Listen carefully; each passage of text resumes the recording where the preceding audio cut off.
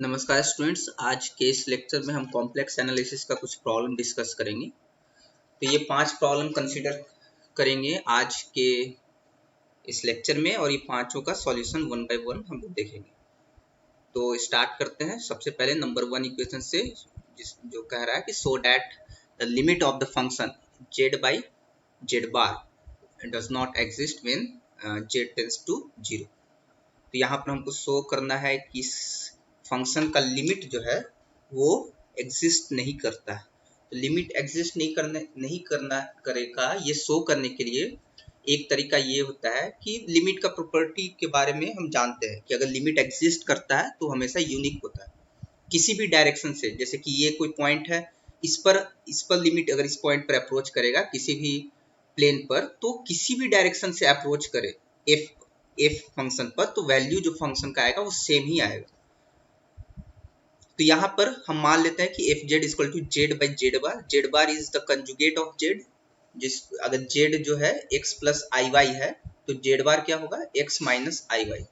तो जेड जो भी कॉम्प्लेक्स नंबर है, जेड बार जो होगा वो उसका कंजुगेट से डिनोट करते हैं। जेड बार यूज करते हैं कंजुगेट के लिए।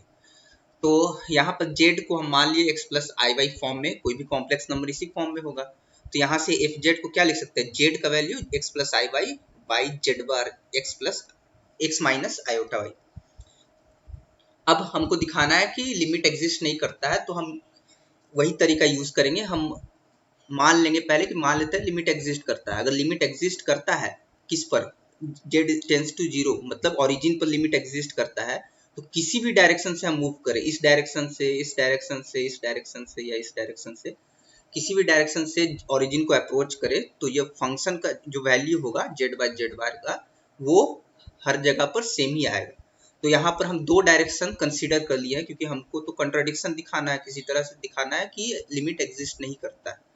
तो दो डायरेक्शन ले लिए, एक तो एक्स एक्सिस के अलोंग और एक वाई एक्सिस के अलोंग, और दोनों डायरेक्शन से हम ओरिजिन को अप्रोच कर रहे हैं उस फंक्शन के थ्रू।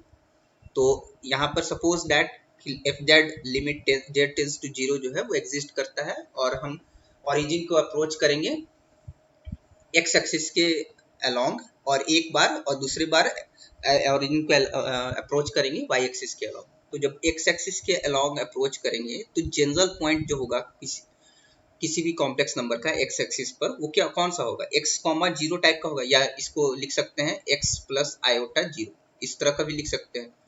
तो इस केस में एफ जेड का वैल्यू क्या होगा, एफ जेड का वैल्यू जेड के जगह पर एक्स प्लस आयोटा 0 होगा, क्योंकि हम एक्स एक्सिस के अलोंग मूव कर रहे हैं और एक्स एक्सिस का कोई भी पॉइंट जो होगा एक्स प्लस आयोटा 0 के फॉर्म में होगा। और उसका कंजुगेट करेंगे तो एक्स माइनस आयोटा 0, मतलब यहाँ पर चूंकि 0 जो वाई कंपोनेंट है वो 0 रहेगा, तो ये जो फ्रैक्शन जो आया है ये एक्चुअली कितना आएगा, एक्स बाई एक्स आएगा, यानी अल्टीमेटली 1 आ जाएगा। और इस पर लिमिट लगाएंगे, लिमिट जेड टेंड्स टू 0, तो ये तो कांस्टेंट फंक्शन है, इस पर लिमिट लगाएंगे तो इसका वैल्यू पर कोई इफेक्ट नहीं पड़ेगा, तो 1 ही आ जाएगा वैल्यू। अब सेकेंड टाइम क्या करेंगे, सेकेंड टाइम हम दूसरे डायरेक्शन से मूव करेंगे। अब हम ओरिजिन को अप्रोच करेंगे वाई डायरेक्शन से।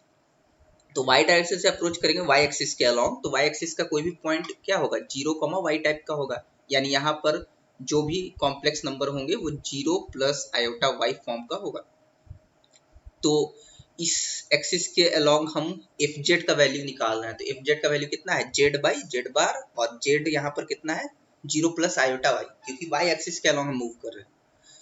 और उसका कंजुगेट करेंगे तो माइनस आयोटा वाई हो जाएगा। और इसका जो न्यूमरेटर बाय डिनोमिनेटर करने पर जो कैलकुलेशन जब करेंगे तो ये दोनों कैंसिल हो जाएगा, माइनस का इफेक्ट पड़ेगा बस, तो -1 वैल्यू आ जाएगा।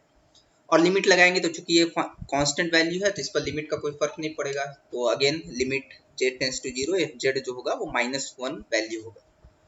तो हमको शो करना था कि लिमिट समहाउ एग्जिस्ट नहीं करता है, ये दिखाना था। तो हम क्या किए, हम प्रॉपर्टी यूज किए लिमिट का, कि लिमिट अगर किसी पॉइंट पर एग्जिस्ट करता है तो किसी भी डायरेक्शन से उस पॉइंट पर हम अप्रोच करें फंक्शन पर, तो हमारा वैल्यू जो होना चाहिए फंक्शन का सेम ही होना चाहिए। यहाँ पर एक एक्स एक्सिस के अलॉन्ग एक बार अप्रोच किए, दूसरे बार वाई एक्सिस के अलॉन्ग, बट हमको पता है कि लिमिट हमेशा यूनिक होता है चाहे किसी भी डायरेक्शन से अप्रोच करें।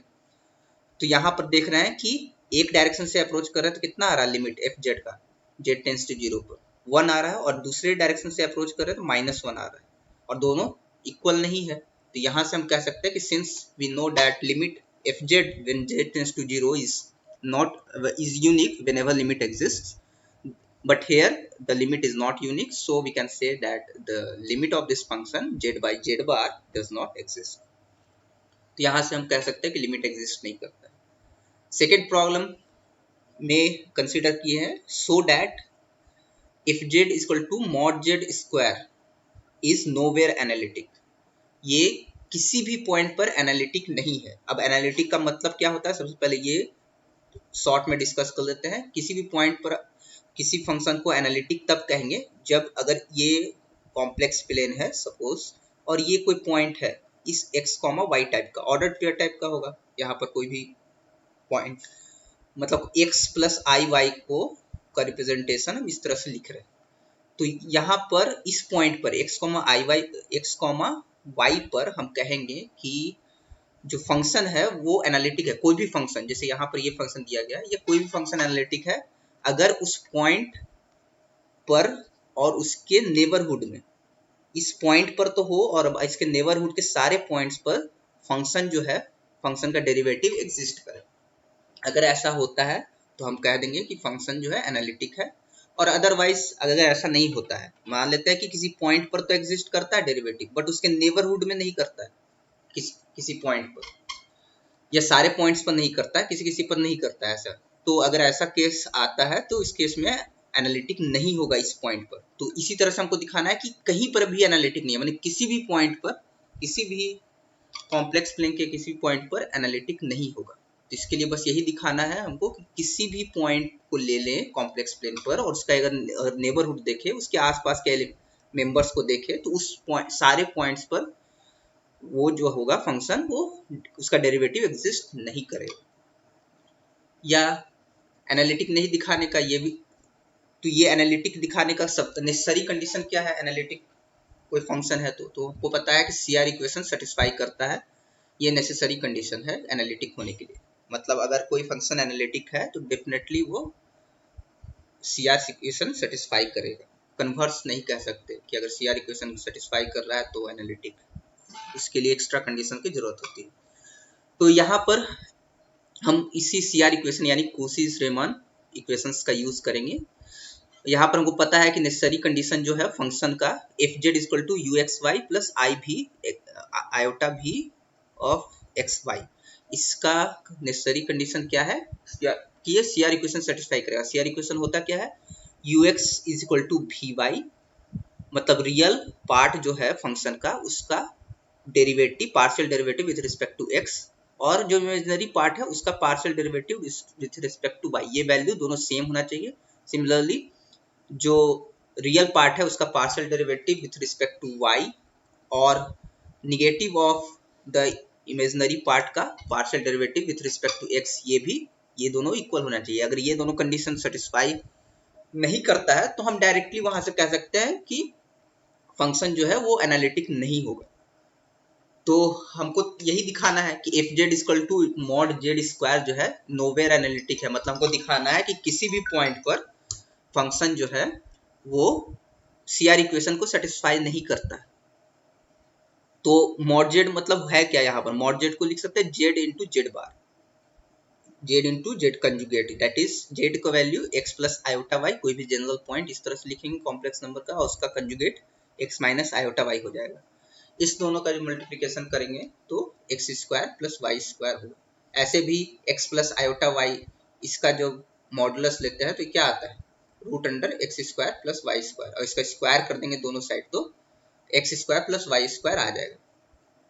तो यहाँ पर जो एफ जेड आया मेरा मॉड जेड स्क्वायर, वो एक्चुअली क्या है, X square plus Y square, और इसका इमेजिनरी पार्ट जो है इस फंक्शन का वो 0 है, सिर्फ रियल पार्ट। और हमको दिखाना है कि सीआर इक्वेशन सेटिस्फाई नहीं करता है। तो सबसे पहले u ऑफ एक्स वाई, मतलब रियल पार्ट को का नाम दे दिए u फंक्शन जो है वो क्या है x square plus Y square, और इमेजिनरी पार्ट क्या है v इक्वल टू आइडेंटिकली 0।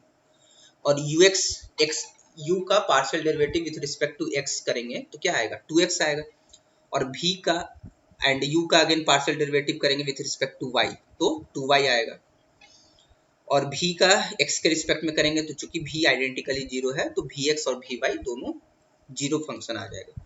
अब देख सकते हैं कि क्या ux इक्वल टू vy ये है कि नहीं।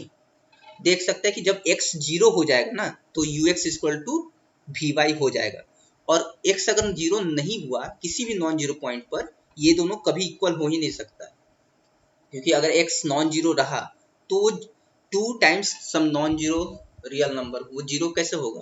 तो यहीं से लिख सकते हैं ux is not equal to vy and uy is not equal to minus vx। Similarly vx minus vx जो होगा वो अगेन 0 ही होगा, और ये इक्वल नहीं है uy के, क्योंकि एट नॉन जीरो पॉइंट सिर्फ 0 पॉइंट पर y जब 0 होगा तभी ये इक्वल होगा, अदरवाइज ये दोनों कभी इक्वल नहीं होंगे। तो यही लिख रहे हैं कि ये दोनों जो पॉइंट्स है आपस में नॉट इक्वल हैं एक्सेप्ट एट 0 ओरिजिन पर छोड़ के, और किसी भी पॉइंट पर ये इक्वल नहीं है। तो यहाँ से क्या कह सकते हैं, अगर एनालिटिक होता तो किसी भी पॉइंट पर, अगर किसी भी नॉन जीरो पॉइंट पर डेरिवेटिव सीआर इक्वेशन सेटिस्फाई करता, लेकिन यहाँ पर 0 के छोड़कर किसी भी पॉइंट पर सीआर इक्वेशन सेटिस्फाई नहीं कर रहा। मतलब क्या है कि 0 के नेबरहुड में कुछ पॉइंट्स लेंगे तो वहां पर ओरिजिन पर तो ठीक है सीआर इक्वेशन सेटिस्फाई कर रहा है, लेकिन ओरिजिन के आसपास के मेंबर्स पर नॉन जीरो कॉम्प्लेक्स नंबर्स पर सीआर इक्वेशन सेटिस्फाई नहीं कर रहा है। इसका मतलब नॉन जीरो यहाँ पर क्या है, एनालिटिक नहीं है 0 पर, क्योंकि अगर 0 पर एनालिटिक होता तो इसके आसपास के पॉइंट्स पर भी सीआर इक्वेशन सेटिस्फाई करना चाहिए था। तो यहाँ से हम कह सकते हैं कि CR equations does not satisfy at any non zero points in the complex plane, और यहाँ से कह सकते हैं हेंस इज नोवेयर एनालिटिक, किसी भी पॉइंट पर एनालिटिक नहीं है, क्योंकि किसी भी पॉइंट पर एनालिटिक होने के लिए उसके अराउंड नेबरहुड के पॉइंट्स पर भी क्या होना चाहिए था, सीआर इक्वेशन इस पॉइंट पर सीआर इक्वेशन सेटिस्फाई करना चाहिए था। तो सीआर इक्वेशन सेटिस्फाई नहीं कर रहा है एक पॉइंट को छोड़कर, किसी भी नेबरहुड के जीरो के नेबरहुड के किसी भी पॉइंट पर सेटिस्फाई नहीं कर रहा है, तो कह देंगे कि ये नोवेयर एनालिटिक है। देन थर्ड क्वेश्चन ये है कि F Z equal to Z square function दिया गया है, और प्रूव ये करना है कि इसका डेरिवेटिव जो होगा एफ डैश जेड वो 2z के बराबर होगा। तो इस प्रॉब्लम को करने के लिए सबसे पहले डेरिवेटिव का हम डेफिनेशन देख लेते हैं कि डेरिवेटिव को किस तरह से डिफाइन करते हैं। तो एफ कोई फंक्शन है एंड उसके मतलब डोमेन में एक पॉइंट है जेड नॉट, उस पॉइंट पर हमेशा डेरिवेटिव को डिफाइन करते हैं। तो the derivative of F at Z not, जिसको डिनोट करते हैं इस तरह से एफ डैश जेड नॉट से, इसको कैसे डिफाइन करते हैं, F dash Z not is equal to limit of F Z minus F Z not divided by Z minus Z not when Z tends to Z not, इस तरह से define करते हैं। और जब भी ये लिमिट एग्जिस्ट करता है तो कहते हैं कि फंक्शन जो है डिफरेंशिएबल है किस पॉइंट पर, जिस पॉइंट पर हम चेक कर रहे हैं जेड नॉट पर, जो डोमेन का पॉइंट लिए। और इसी इक्वेशन को, इसी डेरिवेटिव के इक्वेशन को इक्विवेलेंटली ऐसे भी लिखते हैं, यहाँ पर अगर Z tends to Z not है, मतलब जेड जो है अप्रोच कर रहा है जेड नॉट पर, तो कह सकते हैं कि Z minus Z not approach कहाँ करेगा, 0 पर अप्रोच करेगा, क्योंकि अगर ये दोनों आपस में बहुत नजदीक है तो ये इसका डिफरेंस जो होगा आपस में 0 के नजदीक होगा। तो इस डेरिवेटिव के इक्वेशन को हम इस तरह से कर देते हैं, और डेल जेड, यहाँ पर डेल जेड टेंस टू 0 कर देते हैं, जहाँ डेल जेड का क्या मतलब है जेड माइनस जेड नॉट, और ये जो रेशियो हो जाता है वो del W by del Z हो जाता है।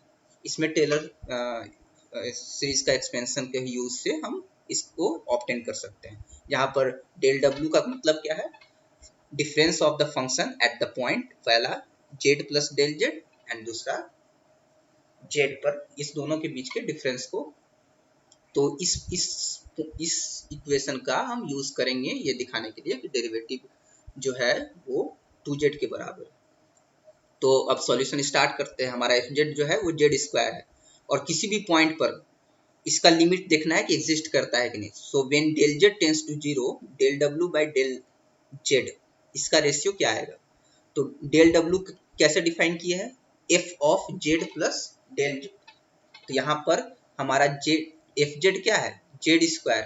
तो Z F of Z plus del Z, ये क्या हो जाएगा? ये हो जाएगा जेड प्लस डेल जेड का होल स्क्वायर। और यही चीज यहाँ पर हम लिख दिए हैं। और ये क्या है? सेकेंड, उसके बाद माइनस ऑफ एफ जेड। तो एफ जेड तो पता ही है, Z square divided by del Z. Del Z क्या है? एक्स माइनस एक्स नॉट है।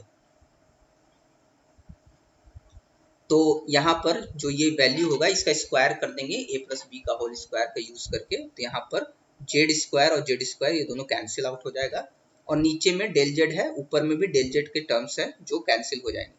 तो यहाँ कैंसिल हो जाएगा तो स्क्वायर हट जाएगा, यहाँ से आ जाएगा डेल जेड। और यहाँ से डेल जेड कैंसिल होगा तो बचेगा 2z। अब when Z del Z tends to zero, del Z plus 2z कहाँ अप्रोच करेगा? 2z पर अप्रोच करेगा, क्योंकि डेल जेड जो है वो वैल्यू 0 पर अप्रोच कर रहा है। तो इस यहाँ से हम क्या कह सकते हैं कि ये जो वैल्यू आया कितना है?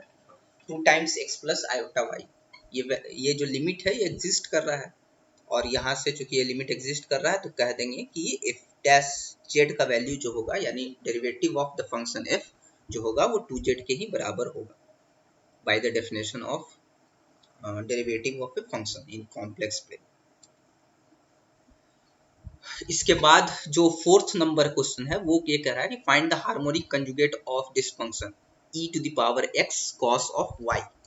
इसका हमको हार्मोनिक कंजुगेट फाइंड करना है। हार्मोनिक कंजुगेट फाइंड करने का क्या मतलब है कि एक ऐसा भी, इसको हम uxy मान सकते हैं क्योंकि ये x और y का फंक्शन है। तो uxy को यहाँ मान लिए एक हार्मोनिक कंजुगेट का ये मतलब है कि एक ऐसा फंक्शन फाइंड करना है uxy कॉमा आई भी एक्स वाई सच दैट कि ये जो फंक्शन है एफ जेड वो एनालिटिक हो जाए। तो uxy को हम एज इट इज यही मान लेते हैं e to the power x cos y। तो uxy को यही फंक्शन मान लिए। और हमको एक ऐसा भी चाहिए जो एक्स वाई का फंक्शन हो सच दैट कि ये जो एफ जेड हो ये पूरा का पूरा एनालिटिक हो जाए, मतलब सीआर इक्वेशन को सेटिस्फाई करे, पार्शियल डेरिवेटिव जो होना चाहिए कंटिन्यूअस होना चाहिए वगैरह वगैरह।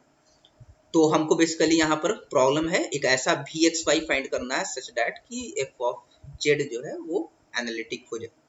तो इसके लिए क्या करेंगे? सीआर इक्वेशन का हेल्प लेंगे। और सबसे पहले भी के बारे में कुछ पता नहीं है, लेकिन इतना पता है कि भी वाई जो होगा वो यू एक्स के ही बराबर होगा। और यू पता है हमको, यू क्या है?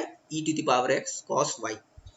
इस फंक्शन का पार्शियल डेरिवेटिव करेंगे, यू का पार्शियल डेरिवेटिव करेंगे विथ रिस्पेक्ट टू एक्स। तो क्या होगा? e का पावर x को डेरिवेटिव करेंगे तो वो e का पावर x ही रह जाएगा। और cos y तो कांस्टेंट की तरह ट्रीट होगा क्योंकि x के रिस्पेक्ट में पार्शियली डिफरेंशिएट कर रहा है। तो ये जो ux आएगा वो एक्चुअल में वही u ही आ जाएगा, मतलब e to the power x cos y आ जाएगा। और vy का वैल्यू क्या होना चाहिए? इसी के बराबर होना चाहिए, मतलब पार्शियल भी जो भी हो, जो भी फंक्शन है उसका पार्शियल डेरिवेटिव करेंगे y के रिस्पेक्ट में तो उसका वैल्यू जो होगा वो यही आएगा। इतना पता चल गया। भी वाई है क्या? मतलब पार्शियल डेरिवेटिव ऑफ भी विथ रिस्पेक्ट टू वाई। ये वैल्यू इतना आना चाहिए। दोनों डेल वाई को इधर राइट हैंड साइड लाएंगे और दोनों तरफ इंटीग्रेशन लगाएंगे तो भी जो आएगा, भी एक्स वाई जो आएगा वो क्या आ जाएगा? E to the power cos y का इंटीग्रेशन करेंगे वाई के रिस्पेक्ट में तो क्या आएगा? साइन वाई आ जाएगा। और चूंकि यहाँ पर कुछ कांस्टेंट टर्म्स भी ऐड होते हैं तो यहाँ पर फंक्शन एक्स का कोई फंक्शन टर्म आएगा। चूंकि यहाँ पर पार्शियल डेरिवेटिव यूज कर रहे हैं वाई के रिस्पेक्ट में तो एक्स का जितने जो भी फंक्शन होगा वो भी कांस्टेंट की तरह ट्रीट होगा। तो इसका जब पार्शियल डिफरेंशिएशन करेंगे इस फंक्शन का तो वापस से हम यहाँ पहुंच जाएंगे। तो इसीलिए यहाँ पर एक टर्म लिख दी फाई ऑफ एक्स ले ली, क्योंकि हो सकता है कि एक्स का कोई फंक्शन इसमें रहा होगा। अब भी मेरा निकल गया इस फॉर्म का, लेकिन यहाँ पर हमको फाई एक्स के बारे में कुछ पता नहीं अभी तक। तो सेकेंड इक्वेशन का यूज करेंगे। सीआर इक्वेशन में सेकेंड इक्वेशन जो है क्या है? U Y is equal to minus of V X. तो भी एक्स सबसे पहले निकालेंगे। भी पता चल गया कि इस फॉर्म का है, इसका डेरिवेटिव करेंगे एक्स के रिस्पेक्ट में पार्शियली तो क्या होगा? ई एक्स साइन वाई, चूंकि ई एक्स का डेरिवेटिव ई एक्स ही हो जाएगा, एंड फाइव एक्स का डेरिवेटिव फाइव डैश एक्स से डिनोट कर रहे हैं। और ये वी एक्स जो है ये माइनस ऑफ वी एक्स किसके बराबर है, यू वाई के बराबर है। यू वाई यानी partial derivative of U with respect to Y. तो कहाँ है यू वाई, ये है यू का वैल्यू, और इसका डेरिवेटिव करेंगे वाई के रिस्पेक्ट में, तो ये e to the power x constant की तरह ट्रीट होगा। और कॉस ऑफ वाई जो होगा इसका डेरिवेटिव निकालेंगे विथ रिस्पेक्ट टू वाई, तो क्या हो जाएगा इसका derivative, minus of sine Y. तो यहीं पर ये इक्वेशन से यू वाई जो लिखेंगे वो minus of E to the power x sine Y हो गया, और माइनस वी एक्स लिखेंगे, तो ये वी एक्स है, इसमें माइनस से यूज करेंगे तो कितना आएगा, minus E to the power sine Y minus five dash X. और यहाँ से ये दोनों टर्म कैंसिल हो जाएगा, तो फाइव डैश एक्स कितना बचेगा, जीरो। और फाइव डैश एक्स मतलब किसी भी फंक्शन का डेरिवेटिव जीरो है, जिसका मतलब फाइव एक्स कितना होना चाहिए, कोई कांस्टेंट होगा। तो फाइव एक्स यहाँ से कांस्टेंट टर्म लिख दिए, इसको सी नाम दे दिए। तो फाइव एक्स ही अननोन था यहाँ पर, अब फाइव एक्स मिल गया, तो यहाँ से हम इस इक्वेशन का यूज करके हम कह सकते हैं कि वी एक्स वाई जो होगा वो कितना होगा, e to the power x sine y plus five x, और फाइव एक्स का वैल्यू सी मिल गया, तो सी यहाँ पुट कर दिया। सी है क्या, सी कोई भी आर्बिट्ररी कांस्टेंट ले सकते, तो ये फंक्शन आ गया। और यही फंक्शन को कहते हैं harmonic conjugate of this function. ये जो फंक्शन आया ये हार्मोनिक कंजुगेट है तो इस फंक्शन का। और यहाँ पर एफ जेड जो होगा उसको लिख सकते हैं यू प्लस आयोटा भी फॉर्म में। यहाँ पर यू क्या है, ये फंक्शन है, और भी क्या आया, ये फंक्शन आया। और ये फंक्शन जो है एनालिटिक होगा, इसको हम चेक भी कर सकते हैं, क्रॉस चेक कर सकते हैं। तो सबसे पहले तो u जो है वो हार्मोनिक है कि नहीं, ऑब्वियसली हार्मोनिक होगा। यू एक्स एक्स करेंगे तो इतना आएगा, यू वाई वाई मतलब दो बार पार्शियल डेरिवेटिव करेंगे विथ रिस्पेक्ट टू एक्स, और दो बार partial derivative with respect to y करेंगे, तो ये दोनों का वैल्यू इतना आएगा। क्लियरली दोनों में माइनस साइन का डिफरेंस है, दोनों को ऐड करेंगे तो जीरो होगा, तो यहाँ से u हार्मोनिक है। सिमिलरली भी को भी चेक कर सकते हैं कि जो भी फंक्शन आया वो हार्मोनिक है कि नहीं। तो भी फंक्शन जो है हार्मोनिक मतलब लैपलेस इक्वेशन को सेटिस्फाई करना है, U x X plus U Y Y equal to zero अगर हो जाए तो u को कहेंगे harmonic. Similarly V X X plus V Y Y कुछ जीरो हो जाए तो भी फंक्शन को कहेंगे कि ये हार्मोनिक फंक्शन है। तो यहाँ पर देख चेक कर रहे हैं, क्रॉस चेक कि हमारा आंसर जो है सही है कि नहीं। तो यहाँ पर u हार्मोनिक है ऑब्वियसली, तो क्वेश्चन में दिया है। वी एक्स एक्स जो है ये भी हार्मोनिक है, यहाँ से चेक कर सकते हैं कि v का डबल डेरिवेटिव मतलब दो बार डेरिवेटिव करेंगे partially with respect to x, तो वैल्यू जो होगा उसमें निगेटिव का अंतर आएगा। और अब क्या होना चाहिए, एक क्लेम और कर रहे हैं कि ये एफ जेड जो होगा वो क्या हो रहा है, एनालिटिक होगा। तो हम क्रॉस चेक कर लेते हैं कि ये सी आर इक्वेशन सेटिस्फाई कर रहा है कि नहीं। तो क्लियरली देख रहे हैं कि u का डेरिवेटिव करेंगे x के रिस्पेक्ट में, सिमिलरली v का करेंगे y के रिस्पेक्ट में, u का करेंगे y के रिस्पेक्ट में, और v का करेंगे x के रिस्पेक्ट में। तो ये दोनों इक्वेशन जो है यहाँ पर क्लियरली सेटिस्फाई हो रहा है, देख सकते हैं u x equal to we y, ये दोनों इक्वल आ रहा है। सिमिलरली ये दोनों भी इक्वल आ रहा है निगेटिव साइन के डिफरेंस में, मतलब यू वाई जो होगा माइनस ऑफ वी एक्स के बराबर आएगा। तो यहाँ से ये इस तरह से आंसर निकालने के बाद हम क्रॉस चेक कर सकते हैं कि हाँ हमारा आंसर जो आया है वो सही है कि नहीं। कई बार गलत आ जाता है कुछ कैलकुलेशन मिस्टेक के कारण, इसलिए ये किया गया है।